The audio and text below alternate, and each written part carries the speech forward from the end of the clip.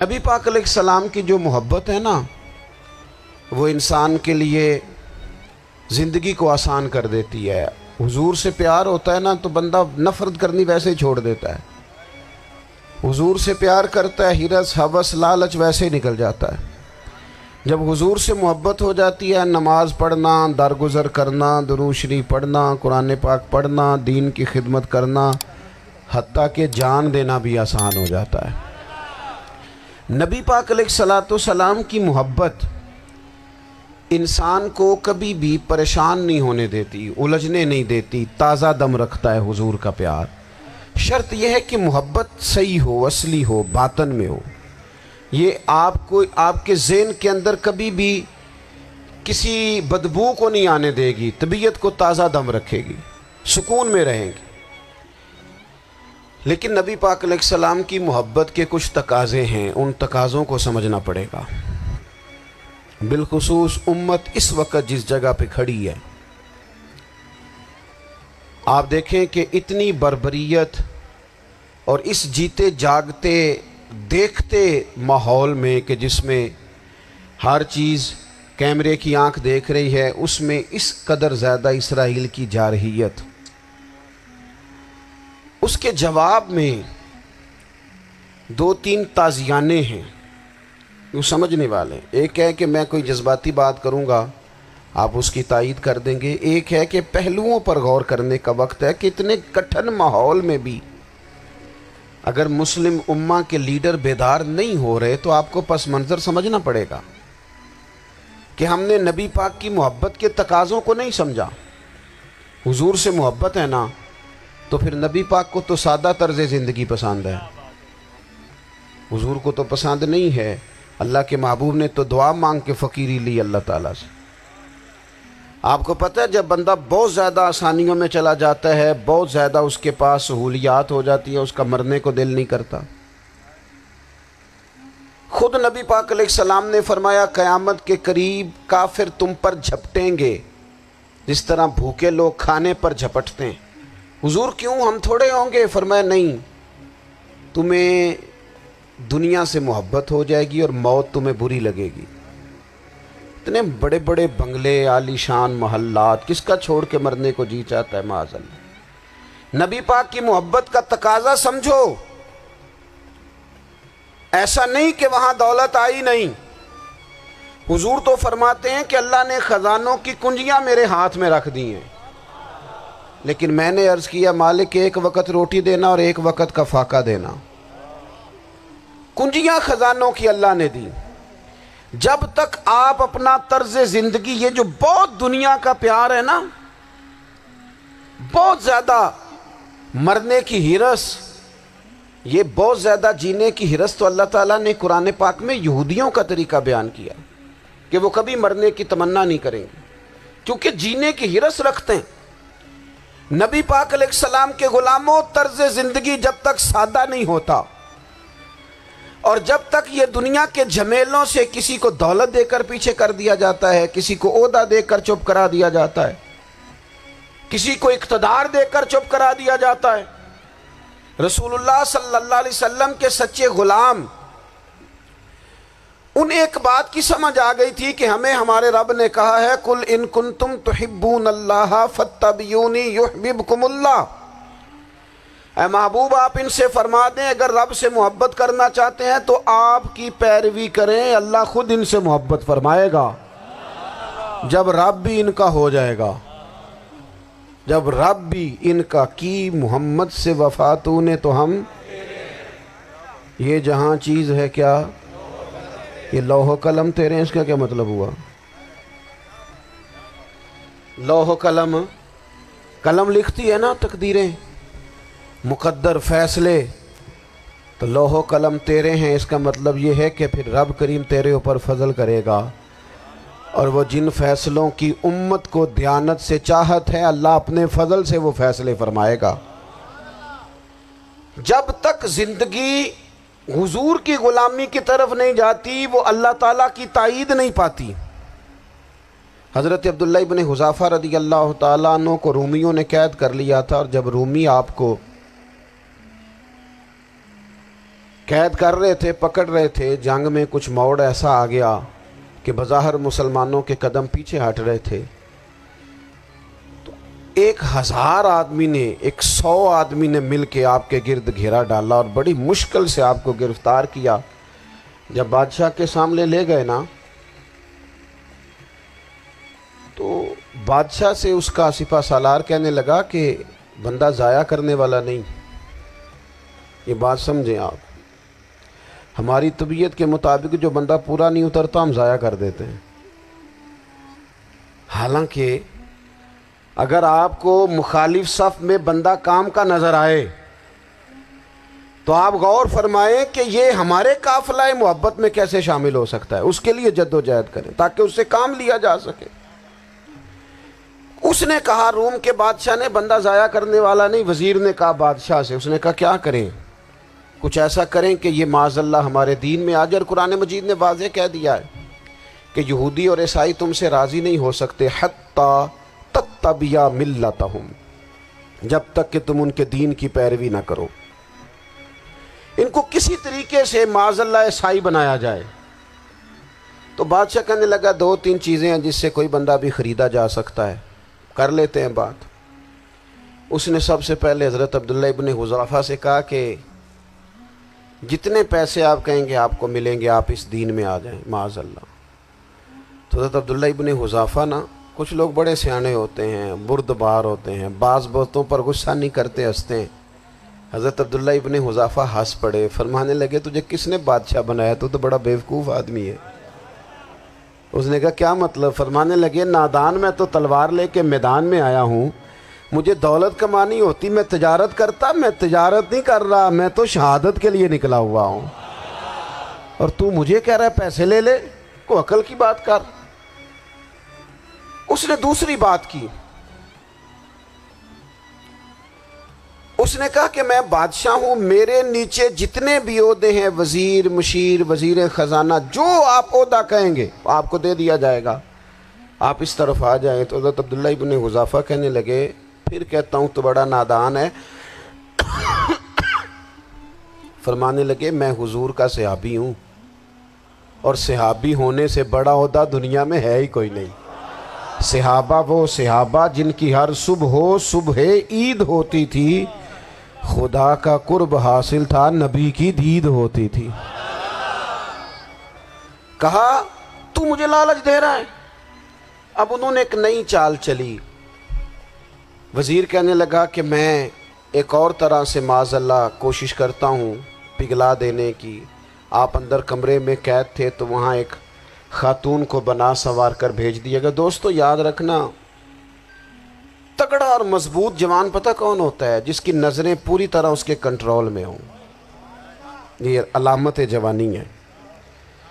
جس آدمی کا پوری طرح، 2 لوگ دنیا میں کبھی کوئی کارنامہ سر انجام نہیں دے سکتے، ایک جو حرام کھاتا ہو، ایک جس کی نظر ناپاک ہو۔ محمد بن قاسم جب یہاں آئے تھے نا، تو ایک دن بڑے پریشان تھے، تو ایک بزرگ کہنے لگے آپ کیوں پریشان ہیں؟ کہنے لگے راجہ دہر سے مقابلہ ہے، اور ہماری فوج تو سندھ کے رستے بھی نہیں جانتی، زبان بھی نہیں جانتی، لڑیں گے کیسے؟ 2-4 دن کے بعد ان بزرگوں کی دوبارہ محمد بن قاسم سے ملاقات ہوئی تو بڑے خوش تھے۔ کہا اب آپ کیوں خوش ہیں؟ کہنے لگے وہ میرا مقابلہ نہیں کر سکتا، میں نے تحقیق کر لی ہے۔ کہا کیوں؟ کہنے لگے نظر کا گندہ ہے، اور جو نظر کے گندے ہوتے ہیں وہ میدانوں میں ٹھہرا نہیں کرتے۔ میدان کے لیے نکلنے کے لیے پاک جوانی کی ضرورت ہوتی، تطہیر مزاج ہونا ضروری ہوتا ہے، پاکیزہ افکار اور سچی اور سچی ستھری سوچوں کا ہونا ضروری ہوتا ہے۔ اس لیے فرمایا کہ میرا مقابلہ نہیں کر سکتا۔ حضرت عبداللہ ابن حذافہ کمرے میں تھے، تو وزیر کی بیٹی اندر سجی سنوری پہنچ گئی۔ جیسے ہی آپ نے اس کفر کی چال کو دیکھا تو تیمم کر کے نفل شروع کیے۔ وہ ساری رات بیٹھی رہی، رب کا بندہ ساری رات عبادت کرتا رہا۔ عبادت بڑا سہارا ہے، مصلی بڑا سہارا ہے اللہ کے بندوں۔ صبح دروازہ کھولا، وزیر نے اپنی بچی سے پوچھنا چاہتا تھا رزلٹ کیا نکلا، تو وہ کہنے لگی پیچھے ہٹ جا، اب تیرا میرا تعلق کوئی نہیں، میں نے نبی پاک کا کلمہ پڑھ لیا۔ اس نے کہا میں نے بھی زمانہ دیکھا ہے، پر یہ کیا لوگ ہیں، کستوری کے بنے ہوئے، سندل سے دھلے ہوئے، کہ میں ساری رات کمرے میں رہی اور 100 اور 1000 آدمی جس جوان کا مقابلہ نہ کر سکے، اتنا طاقتور جوان کمرے میں رہا اور اسے نظر اٹھا کے نہ دیکھا۔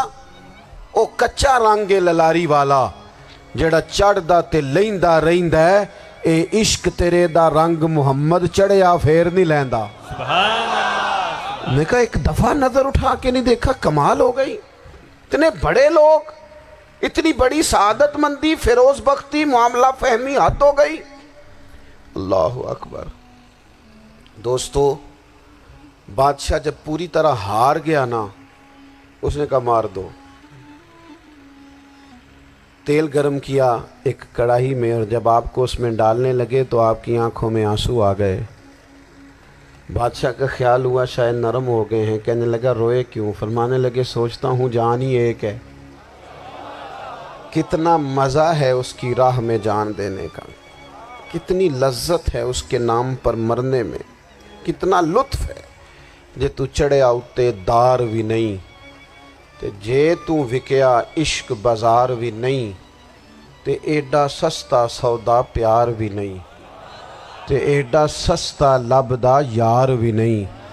کئی جنگل گانے پیندے نہیں، کئی دوزخ لنگنے پیندے نہیں، جے وہ اس ملوں بھی مل جاوے، ایدوں سستا ہور بپار بھی نہیں۔ تے کچھ سمجھ نہ آوے لوکاں نوں وہ کادے نال شہید کرے، ڈٹھی یار دے ہاتھ تلوار بھی نہیں، پر او دا خالی جاندہ وار بھی نہیں۔ کہنے لگے ایک جان ہے نا، تو دل کرتا ہے ہزاروں ہوتی تو ایک ایک کر کے محبوب کے نام پہ قربان کرتا، جب میرے پاس ہے ہی ایک، کروں کیا؟ حضرت عبداللہ ابن حذافہ رضی اللہ تعالیٰ عنہ جب روئے اور بادشاہ نے یہ بات سنی تو بادشاہ اٹھ کے کھڑا ہو گیا، سارے وزیروں مشیروں کو کہنے لگا تم نے کہا تھا نا بندہ ضائع کرنے والا نہیں، یہ بھی ضائع کرنے والا نہیں۔ کہنے لگا میرا ماتھا چومو، تم جیسے لوگوں کو قتل نہیں کرنا چاہیے، آزاد کرنا چاہیے۔ عزیز، اپنی زندگی سے نا یہ بہت زیادہ ہرس، ہوس، طمع، اور یہ کسی بات کی بھی ہو، ہرس صرف پیسوں کی نہیں ہوتی ہے، شہرت کی بھی ہوتی ہے، یہ بیماری انسان کو اقتدار کی بھی ہوتی ہے، تعریف کی بھی بیماری ہوتی ہے، یہ سارے نقص ہوتے ہیں لوگوں کو، اور معاذ اللہ بعض جبوں کبوں کے اندر بھی ہوتے ہیں، وہاں بھی پنپتے۔ اپنی زندگی جب تک اس سادگی میں نہیں لاؤ گے جو رسول پاک نے عطا فرمائی ہے، جب لوگ آسانیوں میں پوری طرح الجھ گئے تو پھر وہ دور ہوئے اور کفر چڑھ گیا۔ دوسری بات، اللہ کے محبوب صلی اللہ تعالی علیہ وسلم کی محبت ہم سے تقاضا کرتی ہے کہ ہم اس مشن کے لیے کام کریں جس مشن کے لیے رسول پاک نے کام فرمایا ہے۔ ہم سارے کام بڑی مضبوطی سے، سوچ سمجھ کے، تدبر سے، حکمت سے، تقاضوں کو مد نظر رکھتے ہوئے کرتے ہیں، سارے کام۔ دین کے کام میں ہمارا مزاج نہیں ہوتا، او ہو جائے گا جی، آپ بسم اللہ پڑھیں جی، شروع کریں جی۔ آپ تقاضوں کو سمجھیں، چیزوں کو دبائیں نہیں، چیزوں پر غور کریں۔ کسی کے ذہن کی سطح پر سوال ابھرتا ہے، اس کا تسلی بخش جواب دیں۔ اپنی زندگی میں دین کے کام کے لیے اپنے آپ کو وقف کریں، اور دین کے کام کے بہت سارے پہلو ہیں۔ ہزاروں لوگوں کو قرآن پاک ٹھیک پڑھنا نہیں آتا، ہزارہا لوگ ہیں جو قرآن مجید کے مطالب سے آگاہ نہیں ہیں، دین کی بنیادی ضروریات سے لوگ نابلد ہیں۔ میں آپ کو کس طرح یہ بات سمجھاؤں کہ ہزاروں کی تعداد میں طلاقیں اس لیے ہوتی ہیں کہ مردوں کو طلاق کے مسئلے نہیں آتے، انہیں پتہ نہیں ہے کہ مجھے حقوق زوجین کے معاملے میں کیسے چلنا ہے۔ ڈھیر سارے گھروں میں تباہی اس لیے ہے کہ تربیت اولاد کا دینی منہج ہمیں نہیں پتا۔ اپنا حصہ ملائیں دین کے کام میں۔ ایک آدمی کو اگر تو نمازی کرنے میں کامیاب ہو گیا، تیری زندگی بدل گئی۔ وہ دین بیزار لوگ جو ہمارے بیچ بیٹھ کے ہماری نوجوان نسل کو پگڑی اور داڑھی کا نام لے کے بنیادی طور پر دین سے دور کرتے ہیں، ایسے نوجوانوں کو دین کا پیغام محبت دے کر دین کے قریب کرنا ہماری ڈیوٹیوں کا حصہ ہے۔ ہمیں ذمہ داری کا احساس کرنا پڑے گا، ہمیں یہ خاص قدم اٹھانا پڑے گا، توجہ دینی پڑے گی۔ مساجد، مدارس، میں آپ سے عرض کروں، اتنی ڈٹ کے مخالفت ہوتی ہے نا مدرسوں کی، اتنی ڈٹ کے۔ میں ادارہ چلاتا ہوں، اس کے چلانے میں جو مشکلات ہیں وہ تو ہم بتا نہیں سکتے آپ کو، اس لیے کہ میری قوم، میرا اس قوم سے تعلق ہے جو نعت خواں امیر کرنا چاہتی ہے، مدرسے نہیں۔ ہاں، نقیب خطیب پیدا کرنا چاہتی ہے، شعر و شاعری کی زندگی کو پروان چڑھانا چاہتی ہے۔ فقط ہمارا ان لوگوں سے تعلق ہے جو لاکھوں کروڑوں روپیہ محافل پہ لگائیں گے، اور قاری صاحب بیچارے اگر مسجد کا کوئی ہونے والا کام کسی وقت بتا دیں گے تو وہ بڑی مشکل آ جائے گی ان کے لیے۔ یہ کیسے ہو سکتا ہے، آپ نے یہ ڈیوٹی بتا دی؟ مدارس اور جتنا اہم رول دین کو پھیلانے میں مدارس اسلامیہ کا ہے، اتنی زبردست۔ لوگوں کا خیال ہوتا ہے میری طرح کے لوگ شاید کام کرتے ہیں، ڈیوٹی کرتے ہیں۔ یہ 10-15 لوگ آپ کو نظر آتے ہیں جو آپ کو کہیں میڈیا پر یا ادھر ادھر ڈیوٹی کرتے، مخلص لوگ اپنی جگہ پہ، وہ بھی بڑا ہی کام کر رہے ہیں، جو میڈیا پہ آ کے بھی اخلاص سے اور درد دل سے کو دین کی، ان کی بھی کسی بات کی حوصلہ شکنی نہیں، لیکن ہزارہا اساتذہ جو مدارس میں بیٹھ کے پڑھاتے ہیں، جنہوں نے وہ سارے لوگ تیار، آپ سمجھ نہیں سکتے کتنا بڑا کام۔ حفظ کا استاد جو ہوتا ہے نا، اس کی ڈیوٹی 24 گھنٹے ہوتی ہے، فجر سے پہلے، اور اس نے بچوں کو اٹھانا ہے۔ تنخواہ تو ہم انہیں دینا نہیں نہ چاہتے جی، تنخواہ نہیں دئی دی انہوں نے، ہمیں مولوی امیر نہ ہو جانا۔ مولوی نو تے سوٹ بھی 27ویں والی رات دے ہے تاکہ کدھر سوان کے عید والے دن پا نہ لوے، چونکہ 27ویں تو بعد تے درزی پھڑتا ہی کوئی نہیں، کیوں حضرت؟ ایسا ہی ہے نا، اس وقت تو نہیں نہ لیتا، تو ہم چاہتے ہیں مولوی ہماری مرضی کے ہماری طرح کا سوٹ نہ پہن لے۔ مدارس کی مضبوطی آپ یہ دیکھ لیں، یہ صلاح الدین ایوبی کا تعلق بھلا کس چیز سے تھا؟ غوث اعظم کے مدرسے سے۔ حضور غوث اعظم کے مریدوں کی جماعت اس کے ساتھ شامل تھی۔ کون لوگ تھے جنہوں نے مدارس سے فیض پایا؟ رازی اور غزالی، حضور غوث اعظم، خواجہ اجمیر، یہ سب لوگ مدارس کے لوگ ہیں۔ کمزوریاں ہیں، غلطیاں ہیں، بہت ساری چیزوں کی اصلاح کی ضرورت ہے، لیکن یہ دین کا بہت بڑا قلعہ ہوتا ہے مدرسہ، لیکن اس کی مخالفت کی جاتی ہے۔ مجھے بتائیے، اگر مدرسوں میں کمزوریاں ہیں تو کالجوں یونیورسٹیوں میں نہیں ہیں؟ ہم نے کبھی مخالفت کی ہے بند کر دو سارے؟ لیکن لوگوں کا جب خیال آتا ہے، جب ہمارے ایک سابقہ وزیر صاحب تھے، سر راہ کسی دعوت میں میری ان سے ملاقات ہو گئی تو انہوں نے کہا مدرسوں کا کردار کیا ہے آج کے ماحول میں؟ میں نے انہیں کہا کہ مختلف کورسز آپ کراتے ہیں نا، تو اس کے لیے پھر مختلف ویکینسیز ہوتی ہیں، جہاں بچوں کو مدرسے کا کورس کرایا جاتا ہے تو استاد بننا ہوتا ہے، اس نے خطیب بننا ہوتا ہے، مسجد کی ڈیوٹی کرنی ہوتی ہے۔ میں نے کہا بالکل کوئی حکومت سرپرستی نہیں کرتی، لیکن اللہ کا فضل ہے۔ کبھی آپ نے کوئی مسجد سنی ہے جس میں جمعے والے دن مولوی نہ ملا ہو جمعہ پڑھانے کے لیے؟ کبھی آپ کو رمضان میں ایسی مسجد ملی ہے جس میں قرآن مجید سنانے کے لیے حافظ نہ ملا ہو؟ یہ ہو سکتا ہے کسی حافظ کو مسجد نہ ملے۔ تو مدارس کے ذمے جو کام تھا، مدارس نے جم کے کیا ہے اور ڈٹ کے کیا اللہ کے فضل سے۔ اور مدارس کے لوگوں کو بھی کمزور نہیں پڑنا چاہیے، کبھی کسی وزیر، مشیر، مالدار کے روب میں نہیں آنا چاہیے، قطعاً نہیں۔ کیوں؟ کہ یہ وہ عظیم لوگ ہیں رسول اللہ صلی اللہ علیہ وسلم کے دین کے غلام، کہ ابھی ایک لفظ نہیں پڑھا ہوتا الف با تا سا، پہلے دن گھر سے نکلتے ہیں تو حضور فرماتے ہیں اللہ کے فرشتے ان کے پیروں کے نیچے پر بچھا بھی دیتے ہیں، پہلے دن اتنا بڑا اعزاز ملتا ہے۔ تو حضور کی محبت کا تقاضا ہے، دین کا کوئی کام کیا جائے۔ ایک خاتون مسجد نبوی شریف میں جھاڑو دیتی تھی، پر کوئی کام تو کرتی تھی نا۔ اور کس مسجد میں؟ جہاں 70,000 فرشتے صبح آتے ہیں، 70 شام آتے ہیں، اس مسجد میں وہ خاتون جھاڑو دیتی تھی۔ بخاری ہے، جب ان کا انتقال ہو گیا، صحابہ نے سوچا کہ حضور کو تکلیف ہوگی، بغیر بتائے جنازہ پڑھ دیا۔ حضور صبح تشریف لائے، تازی قبر دیکھی، اور محبوب وہ ہیں جو فرش پہ کھڑے ہو کے عرش کی خبریں دیتے ہیں۔ نبی پاک علیہ الصلوۃ والسلام نے فرمایا کہ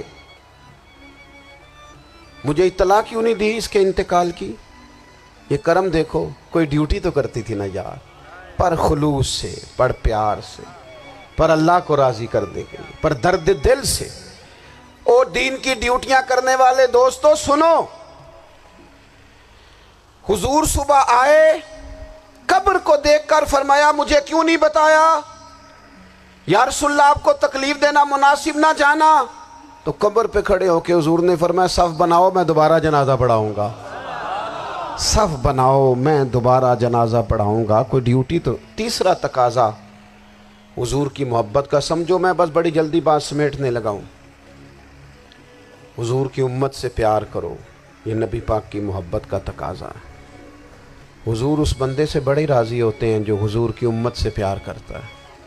آپ کو پتہ ہے حضرت جبریل امین علیہ السلام نے معراج کی رات حضور علیہ السلام سے عرض کی تھی کہ اللہ کی بارگاہ میں عرض کیجئے گا میری بھی ڈیوٹی لگ جائے آپ کی امت کے ساتھ محبت کرنے پر۔ تو یہ کیوں کہا تھا انہوں نے؟ علماء نے لکھا اس لیے کہا تھا کہ حضرت جبریل بھی جانتے ہیں کہ حضور کی امت سے محبت کی بات کی جائے نا تو نبی پاک راضی ہوتے ہیں۔ امت سے پیار کرو گے نا، امت سے ایک صرف بات کا خیال رکھنا، عقیدہ برا ہو تو بات دوسری ہے، ورنہ میرے محبوب کی امت کا ایک ایک شخص جو مدینے والے کا کلمہ پڑھتا ہے، جو حضور کا غلام ہے، اس کے بارے میں اپنے دل میں گنجائش رکھنا، پیار رکھنا، وارفتگی رکھنا۔ او دوستو یہاں لوگ کس طرح گروہوں کو، جماعتوں کو سپورٹ کرتے ہیں۔ نبی پاک نے اس امت کی کثرت پر فخر بیان کیا اور حضور فرمانے لگے 120 صفیں جنتیوں کی ہوں گی، قیامت میں 80 صفیں صرف میری امت کی ہوں گی۔ میں کثرت امت پر فخر کروں گا۔ ان لوگوں سے پیار کرنا ہے، ان کے دکھ درد کو سمجھنا ہے۔ پتہ ہے آج کیا ہوتا ہے؟ آج ہمیں نا مختلف چھوٹے چھوٹے ملکوں میں بانٹ دیا گیا، تو ہم کسی دوسرے مسلمان بھائی کا درد نہیں محسوس کرتے، ہم گھروں میں نہیں محسوس کرتے۔ پڑوسی پر ظلم ہو رہا ہو تو ہم کہنے پتر ساڈا نہیں مسئلہ، یہ مسئلہ ہے، تینوں کی لگے۔ حالانکہ پڑوسی کی آگ اس لیے بھی کسی وقت بجھا دینی چاہیے کہ پڑوسی کی نہ بجھائی جائے تو اپنا گھر بھی زاد میں آ جاتا۔ آج امت مسلمہ سے ہمیں بس لگا دیا گیا اپنے حصے کی روٹی کماؤ، اپنے حصے کی کوٹھی بناؤ، اپنے حصے کی گاڑی خریدو، اپنے حصے کا کام کرو۔ امت کا درد، امت کی بات، وحدت امت کا تصور، امت کا دوبارہ سے وہ شان ارسل رسولہ بالہدی ودین الحق لیظہرہ علی الدین کلہ، وہ تصور کب ہوگا؟ اس وقت ہوگا جب ہم بات امت کی کریں گے۔ نبی پاک علیہ السلام نے فرمایا مسلمان کی مثال ایک جسم کی طرح ہے، جسم کے ایک حصے کو تکلیف ہو تو سارا آزمائش میں آ جاتا ہے۔ مجھے بتاؤ یہ انگلی درد کرتی ہو، یہ انگلی جسم کا حصہ ہے نا، تو میرا خیال ہے دماغ یہ کہہ دے گا کہ انگلی کی درد ہے نا مینوں کی لگے، دل کہہ دے گا کوئی نہیں ٹینشن لینے، انگلی کا مسئلہ ہے نا۔ ایسا نہیں ہوتا، بلکہ جب انگلی میں درد ہوتی ہے تو دماغ منصوبہ بندی کرتا ہے کہ اس کا علاج کیسے ہو سکتا ہے، دل پریشان ہوتا ہے، پیر چل کے جاتے، ہاتھ وہ دوائی وصول کرتے، دانت اسے چبا کر، حلق اسے نگل کر، معدہ اسے ذخیرہ کر کے جسم میں پھیلاتا ہے، پھر جا کے انگلی شفا پذیر ہوتی ہے۔ ایک حصے کو درد ہو تو سارا حصہ کام پہ لگ جاتا ہے۔ اسرائیل اگر تکلیف دے رہا ہے فلسطینیوں کو تو ہونا چاہیے تھا نا بعض مسلمان حکمرانوں کو نیند نہ آتی، وہ درد دل محسوس کرتے، ہونا چاہیے تھا نا کہ بعض لوگ یہاں ہم کیا کرتے ہیں بھلا بیٹھ کے، اب تو مجھے بعض چیزوں سے کوفت بھی ہونے لگا، ہم دیتے ہیں بیان، مذمت۔ آپ کے بیان دینے سے کیا ہوگا؟ فلانے نے بھی بیان دے دیا، فلانے نے بھی کلپ دے دیا، یہ کیا کر رہے ہیں؟ یہ تو آپ زندہ رہنا چاہتے ہیں۔ وہ جس طرح آج کل ہمارے ہاں بہت ساری چونکہ جماعتیں ہیں تو کشمیر ڈے آتا ہے نا تو مل کے ریلی نہیں نکالی جا سکتی، سوال نہیں پیدا ہوتا، کیونکہ ہمیں جماعتوں کو زندہ رکھنا ہے۔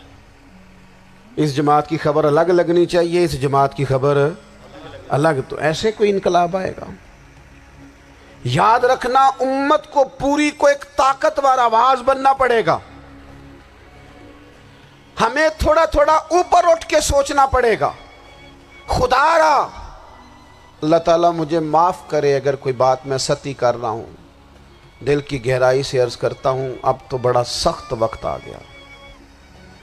اب چونکہ اب تو کیمرے کی آنکھ آئی ہے تو وہ زخمی بچے دیکھے نہیں جاتے، وہ تڑپتی مائیں دیکھی نہیں جاتی، وہ سسکتی اور آواز دیتی بیٹیاں سنی نہیں جاتی۔ وہ آوازیں ایسی ہیں جیسے وہ رات کے سناٹوں میں چیخیں بن کے لوگوں کو جگایا کریں گی۔ خدا را کچھ جرم ایسے ہوتے ہیں جن کی سزائیں بڑی سخت ہوتی ہیں، جن کی معافی بڑی مشکل سے ہوتی۔ اپنے اندر جذبہ ایمانی پیدا کریں۔ اور میرے دوستو، بستر پر بھی تو لوگ ماری جایا کرتے ہیں نا۔ اپنی زندگی رسول اللہ صلی اللہ علیہ وسلم کے دین کے نام کرو۔ جذبہ جہاد، شوق شہادت اور عشق رسول، یہ عناصر ہیں جو امت مسلمہ کو پیروں پر کھڑا کریں گے۔ 2 منٹ کے لیے سوچو، امت اگر اسی طرح کٹتی رہی، پریشان رہی، دکھتی رہی اور باری باری کر کے، اقبال نے کیا کہا تھا؟ اس نے کہا تھا وطنوں میں، انہوں نے کہا تھا کہ ان تازہ خداؤں میں بڑا سب سے وطن ہے، جو پیرہن اس کا ہے وہ مذہب کا کفن ہے۔ تو اقبال ہم کیا کریں؟ کہنے لگے بازو تیرا توحید کی قوت سے قوی ہے، اسلام تیرا دیس ہے، کیونکہ تو مصطفی ہے۔ تو بحیثیت مسلمان سوچنا شروع کر، بحیثیت مسلمان، اور یوں تو سید بھی ہو، مرزا بھی ہو، افغان بھی ہو، تم سبھی کچھ ہو، بتاؤ کہ مسلمان بھی ہو۔ تمہارے اندر کہیں سے کوئی مومن بھی بولتا ہے کہ نہیں؟ علاقائی تعصبات اور ملکی سرحدوں میں قید ہو جانے والوں، تم ایک نبی کی امت ہو۔ کیوں نہیں سمجھتے کہ جب کشمیر کی بیٹی روتی ہے تو مدینے والے محبوب پاک علیہ السلام کی امت کی بیٹی روتی ہے، جب فلسطین کی بیٹی روتی ہے تو امت کی بیٹیاں روتی۔ خدا را کچھ درد دل اپنی طبیعت میں پیدا کریں۔ میں حکمرانوں کی بات نہیں کرتا، میں تو عام لوگوں سے ایسے تبصرے سنتا ہوں جو نہیں کرنے چاہیے۔ وہ نہیں جی نہیں، دوسرا رخ بھی دیکھو، عام آدمی اٹھ کے، عام لوگ بھی یہ خطرناک سوچیں اور ان سے خوفناک نتائج برآمد ہوں گے۔ تو 3 باتیں میں نے آپ کی خدمت میں عرض کی ہیں۔ ایک تو کوشش کریں اپنی زندگی کے اندر کہ زندگی کو سادہ کریں۔ پیسہ ضرور کمائیں لیکن پیسے سے پیار نہ کرو، پیار تو مدینے والے رسول سے کرنا۔ دولتیں، ہرس، ہوس، طمع، ان سے باہر آؤ۔ اور دوسری گزارش آپ کی خدمت میں یہ عرض کی ہے، کچھ نہ کچھ دین کا کام، اور اس میں بھی شہرتوں سے بچتے ہوئے، تصویروں سے بچتے ہوئے۔ میں ہر محفل میں شاید کہتا ہوں میری فوٹو آ رہی ہے اور لائیو آ رہا ہے اور فلاں ہو رہا ہے، لیکن اس محفل کا خوبصورت انسان وہ ہے جو سب سے پیچھے بیٹھا ہے۔ وہ کسی فوٹو کے لیے نہیں آیا۔ اور میں ڈھیر سارے لوگ دیکھ رہا ہوں، یہ جو آگے بیٹھ جاتے ہیں بعض اوقات 5، 7، 10 لوگ، یہ بڑی تصویر سازی کرتے ہیں، لیکن جو پیچھے بیٹھے ہوتے ہیں، ان کی کوئی فوٹو نہیں آتی۔ اور میں نے بہت سارے لوگوں کو دیکھا ہے کبھی موبائل کو ہاتھ بھی نہیں لگاتے، لیکن جن کے لیے آئے ہیں انہیں تو پتہ ہے نا کون کون آیا ہے۔ اور کچھ دین کے لیے کریں۔ اور تیسری گزارش آپ کی خدمت میں یہ ہے کہ امت بن کر بھی ضرور سوچیں اور امت کے دکھوں کا مداوع بھی کریں، اور امت مسلمہ کا درد بھی اپنے سینے میں ضرور محسوس کریں۔ اللہ تعالی ہماری اس بزم کو۔ یہ ایک بات اور سن لیں جی، نبی پاک علیہ الصلوۃ والسلام نے ارشاد فرمایا، لائیں جی، حضور سید عالم علیہ الصلوۃ والسلام نے ارشاد فرمایا کہ جب تک بندہ اللہ کے بندوں کی مدد میں رہتا ہے نا، اللہ بھی اس کی مدد کرتا رہتا ہے۔ یعنی اگر آپ امت کے لیے سوچتے ہیں، کوئی امت کے لیے فکر پیدا کرتے ہیں، کچھ امت کی سوچیں لاتے ہیں، تو اللہ بھی مدد فرمائے گا۔ اور یہ بات اچھی طرح یاد رکھیں، جب بھی بندہ کوئی ایسا کام کرتا ہے نا جو خالص اللہ کی رضا کے لیے ہو، تو رب کی مدد ضرور آتی ہے۔ وَلَقَدْ نَصَرَكُمُ اللَّهُ بِبَدْرٍ وَأَنْتُمْ أَذِلَّةٌ۔ تو یہ کام کریں گے تو اللہ کی مدد بھی آئے گی۔ اللہ توفیق عطا فرمائے۔ وَمَا عَلَيْنَا إِلَّا الْبَلَاغُ۔